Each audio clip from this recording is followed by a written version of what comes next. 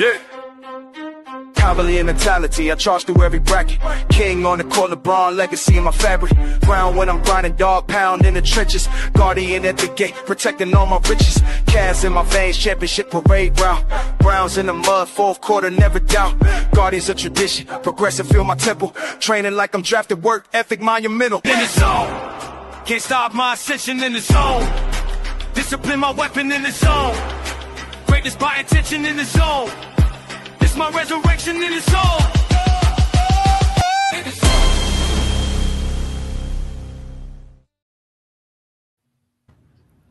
Yo, happy Monday. Hope everybody had a great, productive, positive weekend. Welcome to this episode of EnDaZone Sports Season 2, episode 34. Y'all see y'all got Woodman on my right. Y'all left. Bottom of the screen, Kellz, the truth, daughter down in the building. Was good, fellas? What's happening? What's up, world? How was y'all weekend? It was cool. It was cool. Yeah, mine was a little interesting. Yeah, yours was very interesting. We was making fun of you after the show Friday and Saturday. Like, my nigga Dart was busted. I mean, like, you sit in the chair like he was toasted like a mother lover.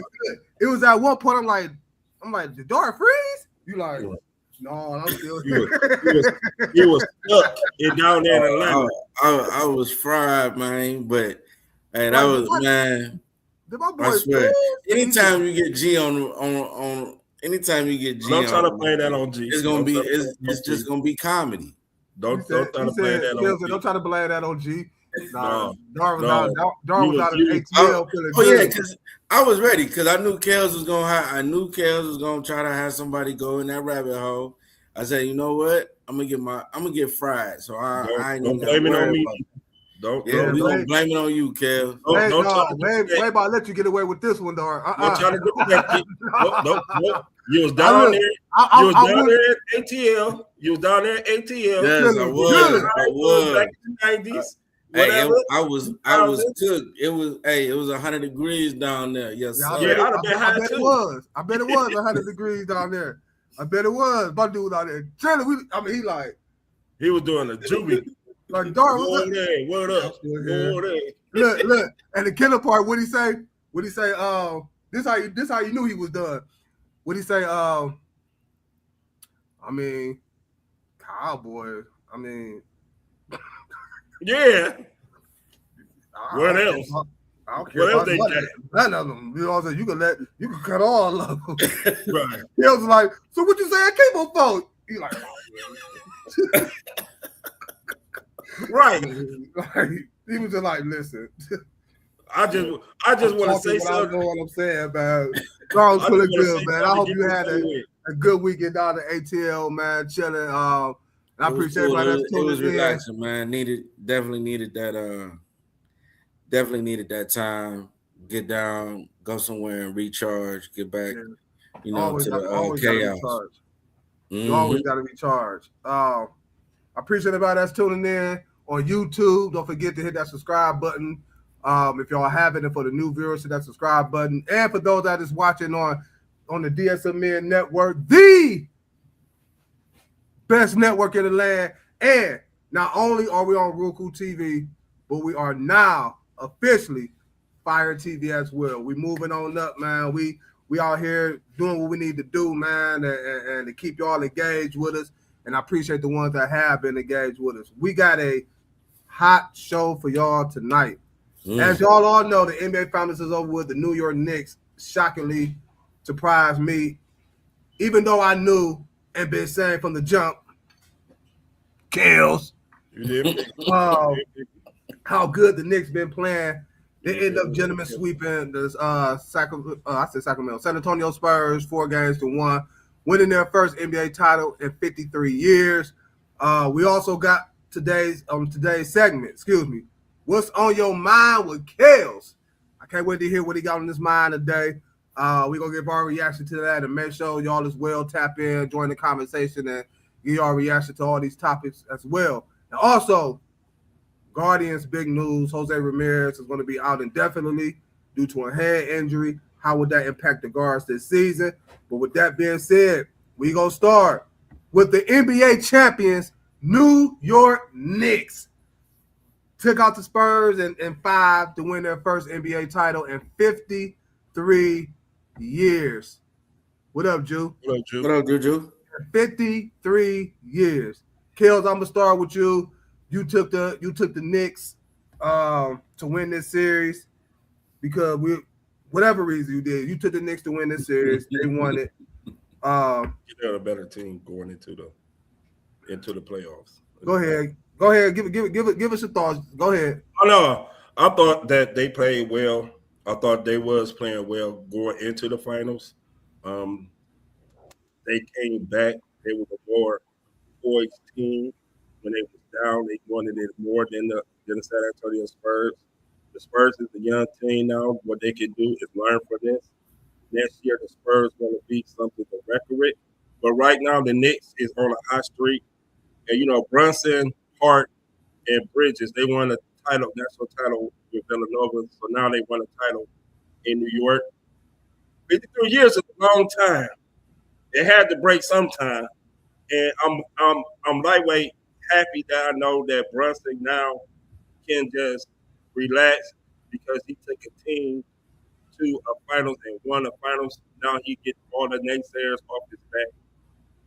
They had a little comment. Brunson, one of the top 5 players in the NBA. He is now because he won a title. But the Knicks will come back better and stronger. But unfortunately, it'll be cool. Hold up, man. You said Brunson is the top 5 player in the NBA. No, I said now? they said was he top 5. No, but you just said he is now. This year in the top 5. No, ain't no. Listen, quit trying to clean up your mess a little bit. You said Brunson, so let me see. We got Shea. We got Joker. We got. Let me preface that in this position, he top 5 at his position.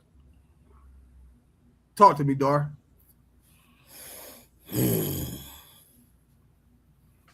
Well, I did say that it was over with. After they came back, was that game 4? But I'm happy for the Knicks. Here's why. I'm really happy for Mike Brown, because his first rodeo with Cleveland, we went to the finals and got swept by San Antonio. Now, now he gets to get some get back. Hands down, New York was just a better team. They've been playing like it. I think their wake-up call was the Atlanta series, in which Atlanta took them to what, 6 or 7? It was 7. They beat Atlanta in 7 games. They won that in what? They won that in 6. 6. 6, 7 games, something like that. Yeah. It was down. New York was down to Atlanta. Was it 2 games to 1? 2 games, and then I think they went to 7. No, they ain't go 7. No, they ain't go to 7. They swept all the way through. They won 13. They won 13 straight. Only ones they didn't sweep was Atlanta. That's the only team they didn't sweep was Atlanta. That was the last team they lost to. So they was just a better and more dominant team all the way around. They played like it. They played like it, and for them to be 13-1, 14-1 at the end of the finals, I mean, that's unheard of. So this championship run, I think, will have to go down as one of the greatest ever. It's not really heard of that you damn near sweep your way through the finals, but that one loss, of course, right? But to have the type of record, to do it in the fashion that they did it, I'm really happy for Mike Brown. I'm happy for my Brunson and the team itself. I do think I'm not gonna sit there and say that Brunson is top 5, is doing this. I'm glad that he took his team to the championship and won the championship. When it was time for him to take over in the game, and when they needed a spark, he was that spark. That's why he was the MVP. And you can't knock him. You can't knock them at all. So that was a hell of a run, man. What, 13, 14-1? Yeah, that's unheard of. Yeah, they lost 2 games. What up, Yeah. JD? I've been saying the last, you could say now 3 months of the season, how New York has been one of the best teams, or if not the best team in basketball over that stretch. They moved up top 5 in offensive efficiency, top 3 in defense. OG Anunoby got in his own since the All-Star break, one of the best three-point shooters in the league, corner three-point shooters in the league. Mike Brown unlocked something in Karl Anthony Towns to where he was more or less like a facilitator, a playmaker for the Knicks. His assists went up towards the end of the season. But then on the flip side of that, I was looking at what San Antonio was doing all season, like just ram shopping people. Like, I mean, and not no bum teams at that. You know, the Nuggets, the OKC Thunder, who they just took out in the Western Conference Finals in 7. So going into that series, I did think, regardless of everything I was saying about the Knicks, I did think the San Antonio Spurs was the better team, considering how they was playing all season, compared to what the Knicks was doing the last month and a half, 2 months of the season. The Spurs been a top 2 team all season long behind the OKC Thunder, whom they beat again in the Western Conference Finals. But the way the Knicks, you know, not even just the Spurs, but how they played in the playoffs, just period. It was just like they had a chip on their shoulder. Yeah, it was like they had a chip on their shoulder because let's face it, the Knicks for the last 3 years, the Knicks been right there. Oh, right? They was in the Eastern Conference Finals last year. They was in the Eastern Conference Finals last year. They was I think a year. They didn't go the year before. They was close. They was close before, and then they was close. They've been. My point is they've been right. They've been right there, right, for the last few years. Yeah. And I think the only real difference is you get Mike Brown as a coach, and you pick up. You know what? I didn't even go. A big difference. Look, I mean, Mike Brown made a difference, but I'm about to tell you something that nobody is really speaking about. If you look at the past couple of years with the Knicks in the playoffs, a lot of times they ran out of gas. They was tired. You know what I'm saying? That was because of the way Tom Thibodeau was playing them. When Thibodeau was the coach, not only was they was playing minutes off the regular season, but I mean, like the whole regular season, they was getting 38, 39, 40 minutes. You know what I'm saying? His starters.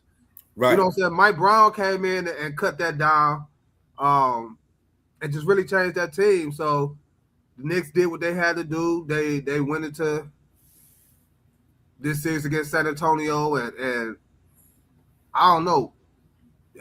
And I can't even say like they were just kicking their ass like that, because the Spurs, again, had big-ass leads in every fucking game this series. You know what I'm saying? But they had 16? Yeah, 16, 29, they blew. 29. Yeah. I think in each game, the Spurs was in double digits by halftime each game. Yeah, each game. And but the thing with the Knicks, go ahead. I think that also come down to Mitch Johnson too. Like we talked about Kenny Atkinson, you know what I'm saying, and his coaching and his rotations in the offense. Mitch Johnson has some questionable ass rotations too, and we gonna touch on that in a hot second as far as the Spurs. But and the Knicks took advantage of it, man. They was the quote veteran team, unquote. The Spurs is young, and they got the job done, and they ended up winning the championship for the first one in 53 years. So kudos to the Knicks. But I want to talk about, y'all was bringing them up a little bit, Jalen Brunson and the job that he did. Again, not just in the finals, but the whole playoffs period. But we're talking about the finals. The way he, like you said, Dar, picked his spots and took over games when he needed to. And they don't call him Mr. Fourth Quarter Clutch for no reason. And he showed that. Kellz, you was trying to allude to as far as where Brunson ranks. Now, I don't know where he rank amongst point guards, right now I can't get off the top of my head, but like I said, is this. I think with Jalen Brunson winning that title in New York, he might have became the greatest Knick ever. Hey, no doubt. Right. That's you Right. you bring a title to New York, you up there in status, and the way he did it, he scored 45 points. Yeah, the way he did it. 45 points. They needed all the 45 points that they needed. He pulled a Michael Jordan on him. Oh yeah, I ain't gonna say, but okay, yeah, he did. He played well. He scored the 45. He the heart and soul of that team. He's the one. I mean, I don't know about the heart and soul. I don't know about the heart and soul. You got Josh Hart, but he's the dude who can pick him up. He's the dude who always saying that we can do it. He the more positive person. You know, if you look in the huddles, he the one who like, let's go, let's do this. Josh Hart is more that's called being a leader. I mean, that's what I'm saying. He's a leader. He's the leader of the pack. So when it comes fourth quarter, they believe that they can come back. You have to have somebody who. First, you said heart and soul of the team. He is. I mean, if you lose Jalen Brunson off that Knicks team, the Knicks ain't doing nothing. No, and they talented as hell.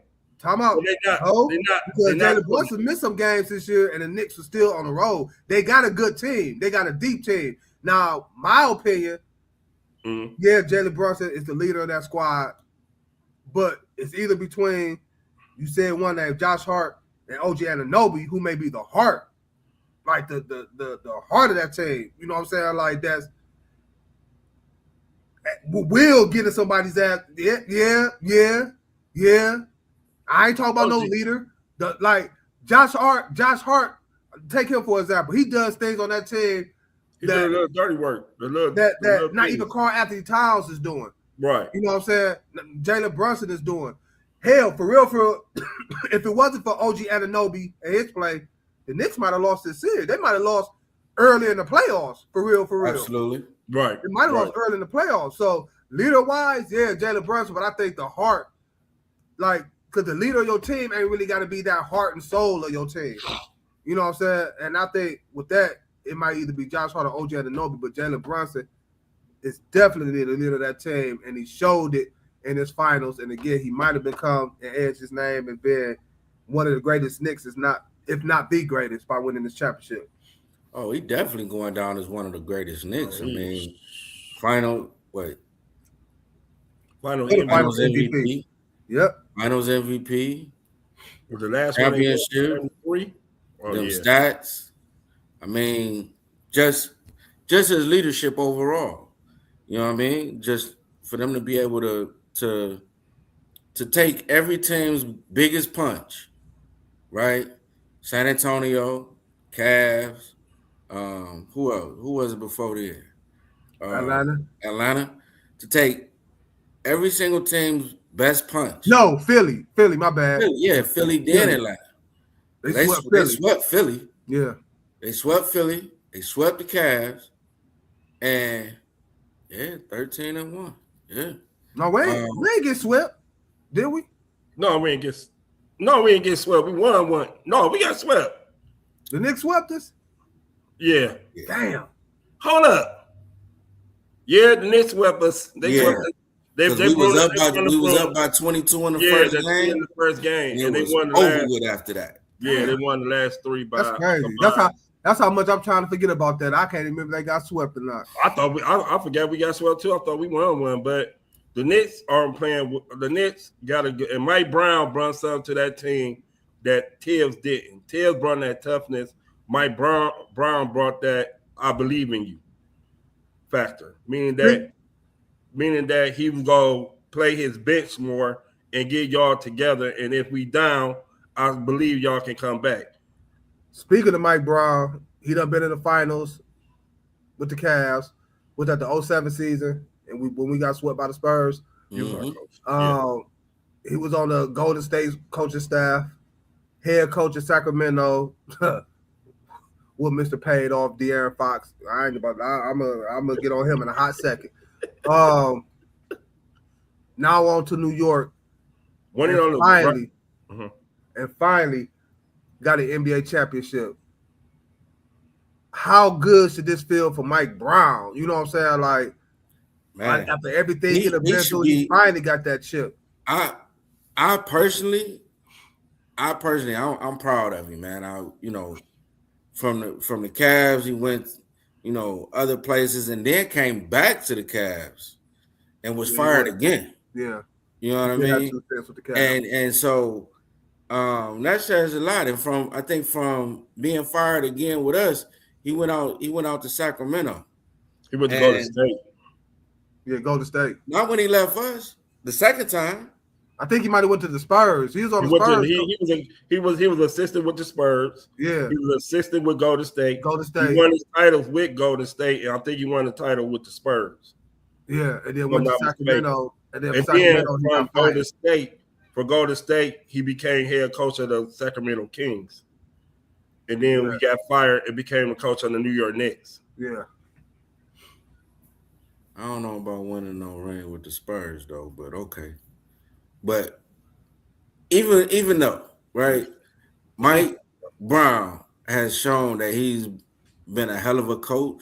He's that coach everybody thought he could be, and everything was on display in this playoff run.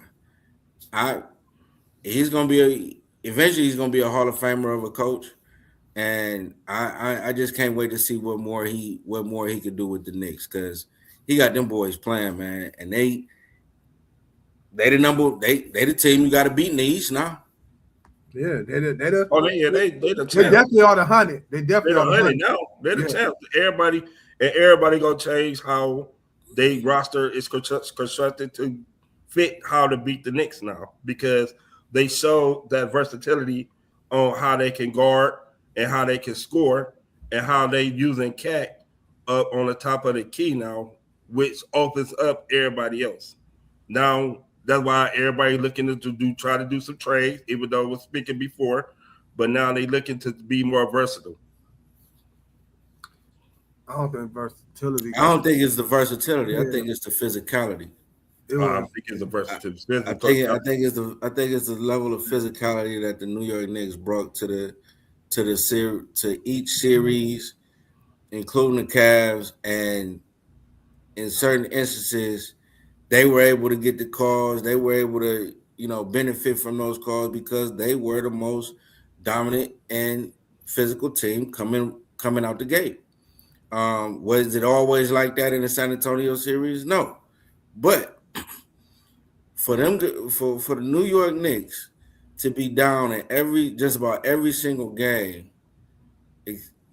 Was they down like that in game 4? They were down in every single game. They was down in every game. They was down in every single game, and they managed to come back. They managed to come back and win. That's a level of who wanted more, right? That's that level of who wanted more, and I'm going to get it whether you like it or not. And that's what the Knicks was about this year. The only game they was up in the finals, they lost. That's so they know how to play. They know how to play from behind. I don't think that's always going to be like that going forward in the future, because let's face it, you can't always play from behind. Expect to win the game. Just because you did it and was able to win a championship doesn't mean you're going to be able to emulate that, right? Contracts about to get, sorted through. New personnel might come in. Old personnel might go out. So next year might look a little different for the Knicks. No, they pulled on a contract. Everybody signed. I'm sorry? Everybody signed. They don't have no contracts coming up. Everybody signed. That team is stuck together for 2 or more years. I think if they do make a move, it's going to involve Kellz. But I don't think they bench. I don't think their bench is solidified though. I mean, you still got Sammy and Deuce McBride back, and you still got Mitchell Robinson. Mitchell Robinson, a free agent, but they're expected for the Knicks. They're expected for the Knicks to re-sign him. And you can match whatever anybody. If he are unrestricted, you can match whatever anybody is, and they're going to match it. So he's not going nowhere. So they coming back the same. If the team just throw that bag at him like that, which I don't expect, I don't think the Knicks going to jump and match that, because they already they trying to get under the second apron for real, Right. for real. So I don't think they're like if the team come with a stupid deal for Mitchell Robinson. I think the Knicks will go ahead and let him walk just because they don't want to continue to be in that second April. Right. What Dar, you alluded on it a little bit earlier. Where do this championship Knicks team and the playoff run that they had this season, where do that rank this New York Knicks team?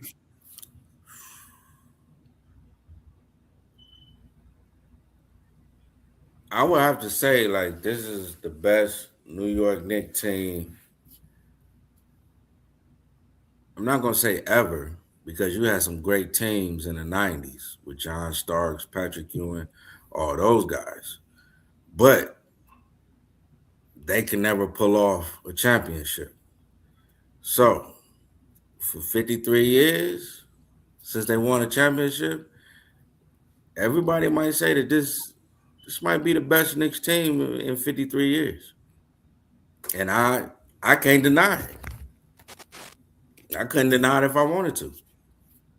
I mean, the way they won, the way they played, the way they went out and dominated, the way they won, the way they played from behind, and Brunson being Mr. Fourth Quarter. You can't deny these guys. You can't deny them at all. So I think this might be the best Knicks teams in quite some time. Where you rank them, Kellz? I rank it one of the best teams that the playoff run they had up to the finals had. I rank it up there with the 2001 Los Angeles Lakers with Kobe and Shaq, where they wanted to go full, what Shaq said 16-0 and they went 15-1. That team was pretty good. This Knicks team played well. They peaked at the right time, and they went in there and did what they needed to do. To rank them, I say number 2 behind that team. You also had Golden State, who went 15-1. In 2017, we beat them in the finals that one game. You had a lot of teams that went, but how they did it, how the Knicks did it, they won a lot of their games on the road. They clinched every round. They clinched. They won it on the road. Yeah, and their point differential was 239 points. They outscored everybody out 239 points, and majority of them points probably came in the fourth quarter because they was down. So this Knicks team is high up there. If I had to place a ranking, I'll put like the number 3 because that Golden State Warriors team and that 2003 team, which 2001 I think with Shaq and Kobe was one of the best teams. But the Knicks up there. Yeah, if we talking strictly just the playoff run, they definitely up there, top 3, top 4. Like y'all said, it's the way they did it, man. It's like coming back in 5 or 6 of the playoff games that they came back. I mean, and I ain't talking about no coming back from no 5, 6 points down. We talking 29, 30, 22, 16, 17 points. I mean, and doing it minutes ago though. It's like we was starting the beginning of the quarter. In the fourth quarter at that. Right. When you would think a team be like, man, all right, we gonna get them next game, man. They got us. Nah, these motherfuckers out there. They didn't have no quit, man. And they didn't have no quit at all. That to me separates this New York Knicks team from any other New York Knicks team. And I'm not even ranking them like NBA wise with anybody else championship run. You know what I mean? The Lakers, Golden State, or anybody like that. I'm not even doing that. They have separated themselves with this championship run to where in my mind, they're gonna hold the greatest Knicks team ever, right? And especially in the last 53 years, based off of how they was able to do it, based off of the way of coming back, based off of the fight and the resilience that they had. They never quit, and that type of DNA, that type of culture separates you from a lot of other championship teams to me. You know a team that got to be kicking themselves in the butt right now before we move on to the next one? The team that should be kicking themselves in the ass right now is the Dallas Mavericks. Oh, for getting rid of Jalen Brunson. Yeah, they had Luka and Brunson and traded and let both of them go. Traded Luka and let Brunson walk. And Brunson ended up signing with New York. But I like listening to Jalen Brunson during the press conference after winning the championship and receiving the MVP and the way he was sounding, he was gonna leave Dallas anyway because he wanted to go play for his dad in New York. Well, yeah, what I also heard that Dallas did offer him a contract. They did. It wasn't much in New York that's offered more. And plus, if you want to, how great is that though? That you won a championship with your dad, with your pops, and your dad. Now that's dope. Your dad played in the NBA, but he was an undrafted guard, and you was a second round guard who could have been a first place guard, and you won a national championship with your homeboys. You know who should be mad? Dante DiVincenzo, yeah. Motherfucker, y'all traded me, and then y'all gonna win the championship. That could have been the whole Villanova team right there, So it was DiVincenzo, Julius Randle. Oh yeah. But I understand why you said DiVincenzo because of the whole Villanova connection. Yeah. Y'all talk to me real quick before we get on these Spurs. Y'all talk to me about how big OG Anunoby was. Oh, OG was OG. He was huge. He was the OG of that because the is that he hit big shots. He played big shots. He did great on defense. After big shots. He did everything that OG supposed to do what they brought him in to do. Now his shooting wise, I congratulate him because he was one of the best. He was hitting All-Star break. He was hitting threes over Wembanyama. He was going to the hole, dunking on Wemby. He was the only one that wasn't scared to go to the rack against Wemby because he knew how to. Brunson went to the rack on Wemby a couple of times. I mean, but it was like OG was like, I'm attacking this bit. I don't care who you are. And so was Jalen Brunson. And so it was like, so OG played really well, and he hit them corner shots when they needed him. How big was OG? His presence on the court was outstanding. Yeah. I mean, it was felt in multiple ways, right? He either going to the rack, getting a rebound, scuffling down there in the paint with Wemby for the rebounds, or he outside shooting a three. The hustle plays, just the all around again. The all-around fight and the all-around we not quitting. We want this. This is us. This is our time. And when you got that embedded, you know what I'm saying? When you got that embedded into your mental space and you about to go out and play a game, oh yeah, you a pit bull. You running around like a pit bull on that court. Yeah. And man, Hart, OG, Brunson. What's my man name that was killing us with the 3-point game? Landry Shamet. Man, I don't know nothing about that man except he was tearing our ass up. But it seemed like he forgot to shoot this. Right. He had some clutch buckets though. Well, yeah. Oh yeah. He won 11 for 12. Yeah, I'm saying, but when you have a team that bought in the Mike Brown's program, and I believe he showed them at the beginning of the season, he showed them the video of them walking off the court last year, losing. To the Celtics. It was the Celtics. The Pacers. Or the Pacers. But that when you show somebody that at the beginning of the season, that sticks in their mind. They was one or two games away from winning going to the championship. Now this year, we're going to get it all. And that's man, I'm very, very happy and proud for Mike Brown and the Knicks. Yeah, the Knicks. They definitely did their thing to capture their championship. Only thing I'm gonna say, hey man, y'all can't tear up the damn city now. Now that's just rude. Hey, some cities know how to act, some don't. 53 years, they thought that was 53 they might not years. see it now. Hell, They get all their frustration out right now. We won our first, and we ain't. I mean, we won our first ever, and we ain't tear up the city like that. We ain't tear up the city, but we had motherfucking bodies down there. We damn, what was the count like?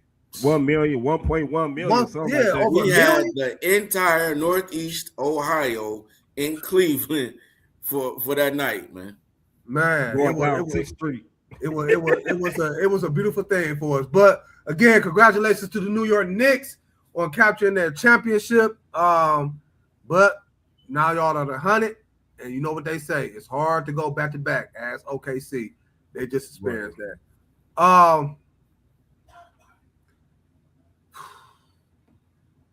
The San Antonio Spurs, man. You know, again, all season. That took a lot out of you, huh? Yeah. It sound like you played. Huh? It sound like you played like shit. I mean, I felt, you know, I'm feeling Wemby's energy on the energy that he had. You know, during his press conference, somebody said something to him like, "Yeah, see y'all later." Not or something he said never or whatever. His feelings was hurt. But let's talk about Victor Wembanyama.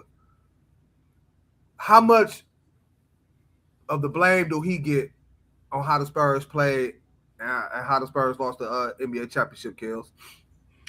I'm not gonna place a blame on a 22-year-old superstar who just learning how to play in the NBA. The experience is gonna help him a lot. He lost big games in France before, and he came back better for this. He will come better. He'll come back better and more understanding what needs of him down the stretch. He needs to learn how to take over the games. He I ain't like winning no NBA title though, but go ahead. I mean, you learn. You know, OKC had to learn. They was young. Shea had to learn. Wemby gonna learn. The one thing I know about Wemby is this: he hate losing, and he gonna come back better. So the NBA gonna be on notice because he gonna be more. You thought he was bad this year. He really gonna be on it. And that team in San Antonio, they young enough to understand that we messed up. We played well. Miss Johnson is learning as a coach. He got to learn how to do his rotations and know when to call timeouts and all that. But he got the best teacher up there, Pop. So Wemby gonna be the MVP next year. I guarantee you that. Kellz, you soft as fuck. You is like Ralph Tresvant. How you is like Ralph, man. Listen, man. That's what I was thinking. Because if it was any other superstar in Wemby shoes and they play like that, I don't care. I don't care. What was they said about Anthony Edwards? Anthony Edwards didn't get to the finals. His first playoff run, I don't give a damn about him not going to. He was in the play. What they said about Anthony Edwards? His first year in the playoffs. His first year in the playoffs when they got bounced. What was it said about a whole bunch of these young stars that we are? Man, Wemby was an MVP fucking candidate, right? We talk about him being the face of the league. Mm-hmm. The motherfucker's a 7'4", 7'5" alien. Mm-hmm. Defensive player of the year. Mm-hmm. And you go to that player and tell me, oh, he's 22, so I ain't 20. Is he? All right, is he 22? He's 22. I don't give a damn if he was 21. Okay. Is this his first? 24. Is this his first experience in the finals? Who, Wemby? Yeah. Yeah. So is this his first? Is this his first year? Is this his first year being what up, JD? even called? Here we go with the Kellonomics. You say even being involved in what? I said this is the first time he been trying to get this team over the hump. You have to learn that. Just like Shea lost his first year. I don't. What's the name? Listen, they were saying that by Shea. The question was not how soft can Wemby be or how soft can be on Wemby. The question was how much blame do Wemby get? So you blame Wemby for this finals. So you blame how Wemby? Much? Is you listening? How much? I'm not putting 100% blame on him because there's somebody on that team who get way more blame to me than Wemby. Damn, as a leader of that team and the way Wemby was playing, you know what I'm saying? Like even the game where they lost because he threw the ball off a Castle. Them type of games. We just sat up here and talked about, mainly Dar, talked about, damn, Wemby, you need to get your big ass down low and start imposing your will on these players instead of yakking up threes when you don't need to yak up threes. I'm up here yelling at the TV. Was that game 4? And I think, Dar, we was texting in the group text, and you was like, man, these doggone threes go kill them. And I was like, man, look, it was hitting them in the first half. I mean, they was getting the good shots in the second half, but they were just missing them. And how many times Wemby name come up? Wemby quit shooting them damn threes. Wemby take your ass down low. Wemby gets some blame for this because as a leader of that Wemby team, gets some blame for it. I never said he don't get Wemby gets. That was the blame question. You said no. He don't get that. He don't get no blame because he's 22 years old, because he has never been to an NBA Finals, because he had. But yet, throughout the whole fucking season, with all this stuff we was talking about Wemby for the whole season. You the best person. You the best player on that team. You know what I'm saying? You changing the game as far as on the defensive side of the ball. So Wemby, the way he played, I'm not sitting here saying Wemby played horrible, but if it was any other superstar, hell, they was on Shea ass the first year he went to the finals. You know what I'm saying? Like, so Wemby, you got to hit some of this. You got to get some of this this blame game. Like, all of it ain't a blame on you now. If we want to talk about De'Aaron Fox, which is a whole different story, you know what I'm saying? Like, we could get on him, but Wemby, as the leader of that team, and when things was getting rough, you was supposed to be that dude to settle shit down. Yep. And at times you was unable to do that because you thought and I blame Steph Curry for this. I blame Steph Curry for this shit. You out there want to yak up 35-footers and 29, 28-footers. No, get your big ass down, especially when we need a bucket. Who is checking you? I'll give them if they did have Karl Anthony Towns on you. Who is going to be able to guard you and stop you down low? Pass me the ball. That's not his game right now. If I'm 7'5", bro. I'm 7'5". Regulation. I'm getting tired of every time somebody shoots a three. Okay. I'm getting tired of every time somebody shoots a three. You sit up here talking something that ain't his game. I understand what y'all saying. I understand what y'all saying. Apparently you don't. I do. He should have been down low. I understand what y'all getting at. He's 7'5". He should be down low and getting layups. That's correct. But in the scheme of things, their offense do not run like that. Their offense doesn't run like that, so he's not comfortable down low. I don't give a damn if you're supposed to make it run how you need it to run. Fact. Okay, so what? This is my question. You see what you to make those damn adjustments, right? You see what the coaches for. You see what the hell happened to us? We got a 6'9", 6'11", damn near 7-foot ass Mobley that want to dribble the ball up the court and yak up threes. Why? Because that's what Wemby do.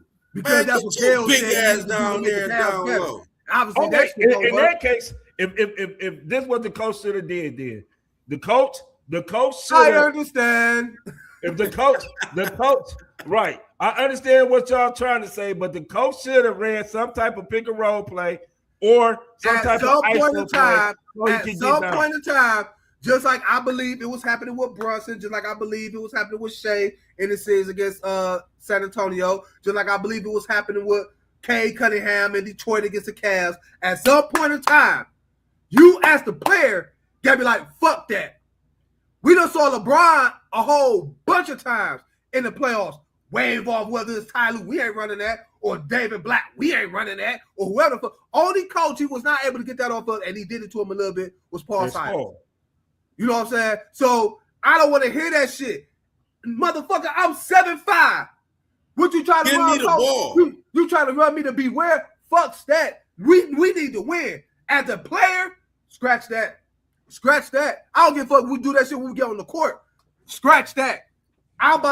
We could come with a pick and roll set or whatever, but you about to see me get down low, you know what I'm saying? Or at least, man, you 7'5". I can't even say all the way the fuck down low. Nigga, you don't mid-range like a fucking layup. Even if you rolling off the pick and roll, goddamn, you got an alley-oop straight to the hoop.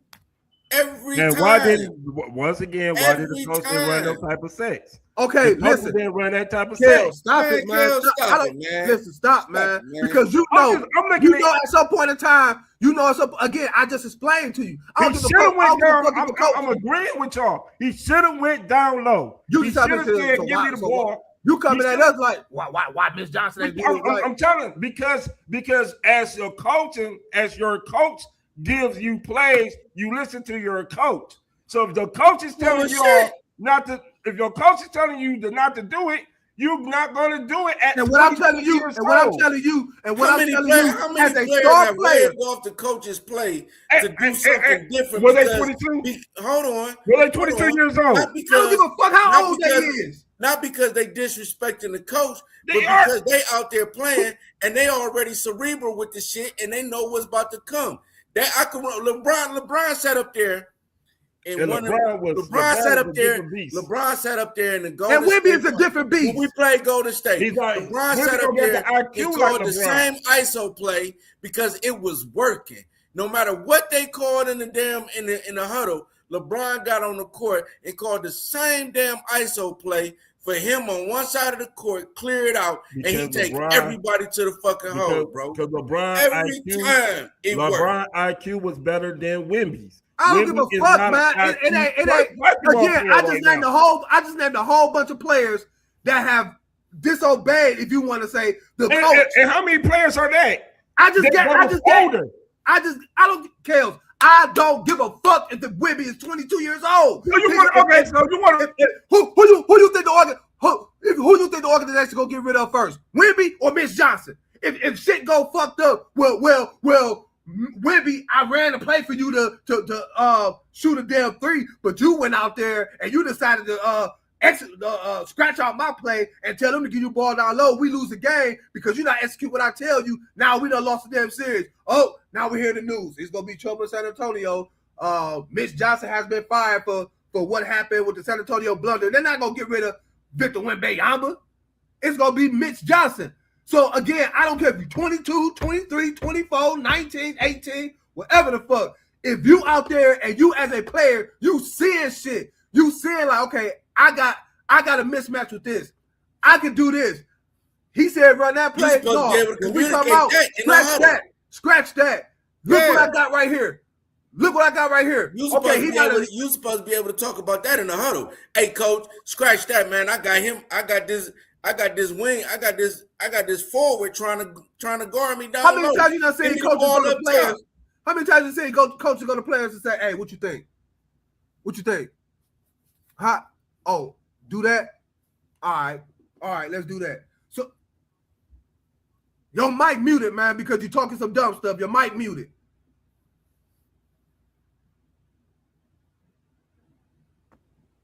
Once again, that is the coach's decision. The player is a player. Y'all name players who've been in the league. I don't care, Kellz. I don't care. Okay, and this you the leader of that team. This all gonna say it. This all gonna leave it. You don't need a coach then. Bye, Kellz. I'm not about to see. That'd be that dumb shit you be talking. I don't give a fuck how old you is. If a player sees some shit out there that's so what then Wemby? So why Wemby didn't do it? You asked fucking Wemby. I don't know. Okay, because you was listening to his coach. Dylan Harper. I'm moving on. I ain't about to let you boil my blood pressure. Dylan Harper. Should have played way more. Should have played way more than that damn Fox. He played lights out. Not like a rookie this finals. He was another dude that kept San Antonio afloat in this NBA finals, mainly because of the guy you just said, which was De'Aaron Fox, which I do agree with you. I feel like Dylan Harper should have got way more minutes. He should have took a lot of De'Aaron Fox minutes because De'Aaron Fox had a horrible ass finals. But real quick, how good do y'all see Dylan Harper been in this league? Looking at how he played, not even just this season, but really how he elevated his game in the playoffs, Kellz. He's going to be one of the best guards in the league off of this playoff run. Harper has that pedigree. He has a good game. His game is slow, and methodical. So what I mean by that is that he takes his time. Let's just say that he takes his time. He don't rush a lot of stuff. If you watch this game, he more think about what he's going to do before he just rushes into it. So in other words, you're saying he's more calculated in his decision. Yes, he's more calculated than just going out there and doing what, because as the sixth man, he came in as a scorer, which was his job, and he played great defense. He's gonna have a bright future in the NBA. I definitely. Go ahead, Dar. They should have played him a lot more minutes. And he was complaining, like him and I don't know if either one of y'all saying Devin Vassell interview. Yep. And how he was talking about how Dylan Harper was pissed. You know what I'm saying? Like pissed. And hold up. And this pissedness is coming from a 19, 20-year-old Dylan Harper. A 19, 20-year-old. Oh, by the way, I did see Dylan Harper go out there and ignore something Miss Johnson said. That's his mentality. You say what? I said you have to have some type of mentality to do certain things. So now you telling me, okay, I ain't about to get back on that. Go ahead, Dar. Finish your statement. Hey, listen, man. Mentality. Dylan Harper is a pedigree of Ron Harper. Championship DNA. Harper should have had a title with the Cavs, but they put Elo on Jordan instead of Harper. Man, you just love to bring up shit that just fucked up. Jordan's gonna hit that shot over Harper. He should have had one. I really think if Harper was on him instead of Craig Elo, that would have been a whole different. I would like to see that, but I don't know if the shot revisit. With Dylan Harper being Ron Harper's son, my point is this: he's gonna be an excellent guard in the NBA, especially playing for the San Antonio Spurs. I think what Dylan Harper showed, he showed so much tenacity and so much poise and his all-around game, not being afraid of the moment, not being afraid of the lights. He went out there and balled out. De'Aaron Fox, hey man, you might be cut, bro. I think they're gonna trade real quick. Then we got to move on. They're gonna try to trade him. I think they're gonna trade De'Aaron Fox and Dylan Harper don't work his way to be the starter in San Antonio. Him and Stephon. Yeah, him, Castle. Yep. We got Monday. It's back. It's been gone for a while, but it's back.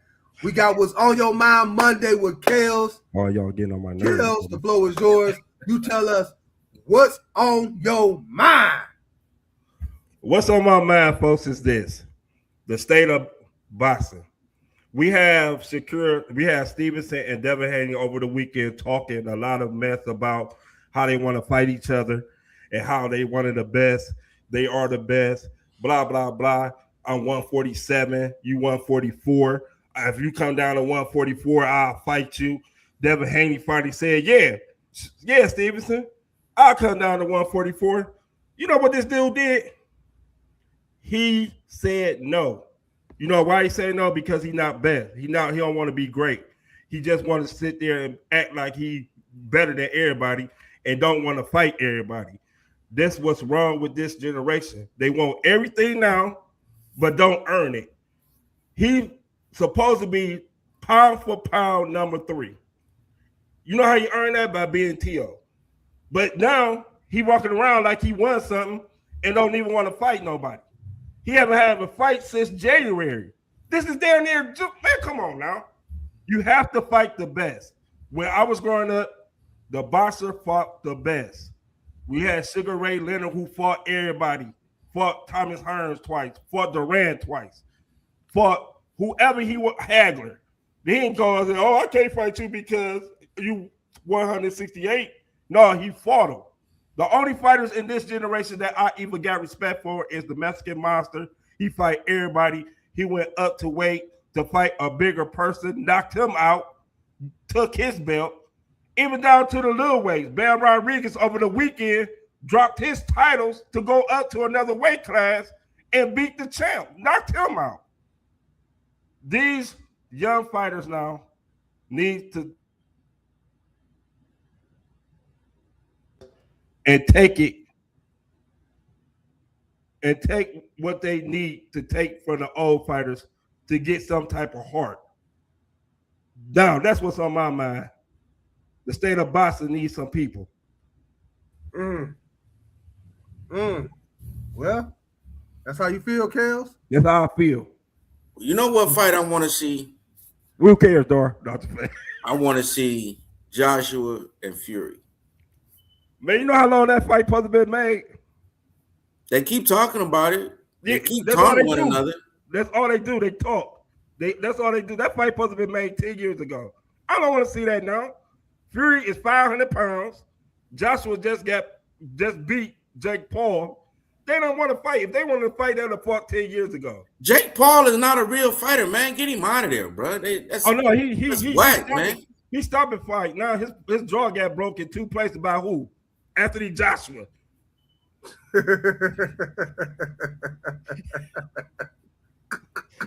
Joshua don't want to fight Fury. Fury don't want to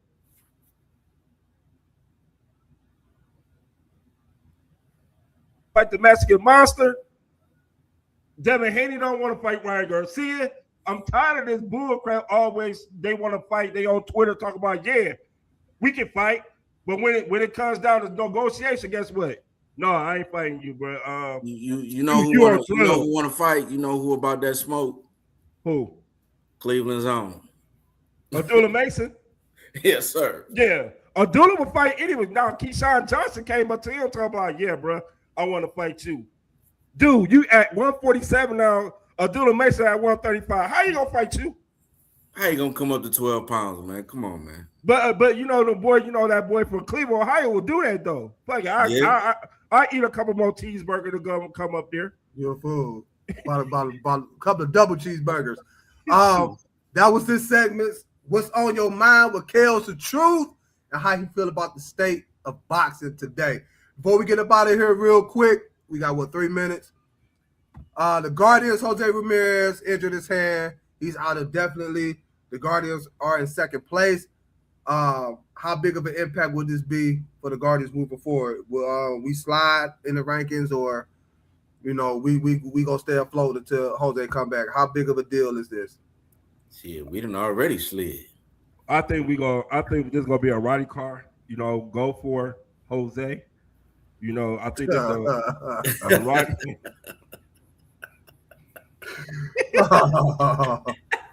Will Soriano, man, what's good? What's good? What up, Brian? All right, but Jose, I mean, they gonna keep it afloat. The pitching staff gonna do a little bit better. We're gonna have to go out there and get a bench. I mean, a ball pen, another ball pen pitcher. But they're gonna do good. I believe in Fryman and Shinemi. So let's go. Yeah, I think anytime you lose a guy like J Ram, it's gonna affect your team. But looking at our division, looking at the American League as a whole, I think depending on how long he's gonna be out, I don't think they announced that yet. They just say it definitely. You said 5 to 6 weeks, 5 to 7 weeks. I can't hear you. But however long it is, I just hope it ain't too long. But I think we better still stay afloat in this division. Dar. 5 to 7 weeks. You talking about? That's a month. A month and a half. At least 21. You talking about 21 to 40 games? That's a lot. It's a lot. No, anytime you lose, if we play 500 ball in our division, we cool. We cool. You know what I'm saying? Yeah. And plus, he had the same injury before in his right hand, and he came back in 4. Not saying he can do it again, but you never know with J Ram. Yeah, never know. But I think we'll survive. We have enough depth. We got enough depth at pitching. We got enough depth, and just in our overall lineup, to where you got your number one hitters coming up and being able to put the ball in play. As long as the guys are able to put the ball in play, and we should be fine. Everybody's not, as long as everybody's not swinging for the home run fence, we should be fine. Name of the game is to put it in play. Put it in That's play. We just hope the best for J-Round, man. Hope you ain't out for too long. Come back. We need you. Again, I like our team, but anytime you lose a guy of that caliber, it can't hurt you. Great show today, fellas. Great show, great conversation. Kellz, you done it again, but good shit. I appreciate everybody that tuned in on YouTube. Don't forget to hit that subscribe button for more content like you received tonight. Shout out to all the Bryans out there. Shout out to all the Bryans out there. With the eyes and the wires. And I appreciate everybody that tuned in on the DSMN network, the best network in the land. Again, not only are we on Roku TV, but we are also on Fire TV and Smart TV as well. With that being said, y'all stay safe, stay blessed, stay productive, stay positive. We're going to catch y'all Friday, same time, same place, 7 p.m. on the DSMN network. For myself, for Kellz, for Dar, we out of here, y'all. Deuces. Peace. Yeah. Cavalier mentality, I charge through every bracket. King on the court, LeBron legacy in my fabric. Ground when I'm grinding, dog pound in the trenches. Guardian at the gate, protecting all my riches. Cavs in my veins, championship parade route. Browns in the mud, fourth quarter, never doubt. Guardians of tradition, progressive, feel my temple. Training like I'm drafted, work ethic monumental. In the zone, can't stop my ascension in the zone. Discipline my weapon in the zone. Greatness by intention in the zone. It's my resurrection in the soul.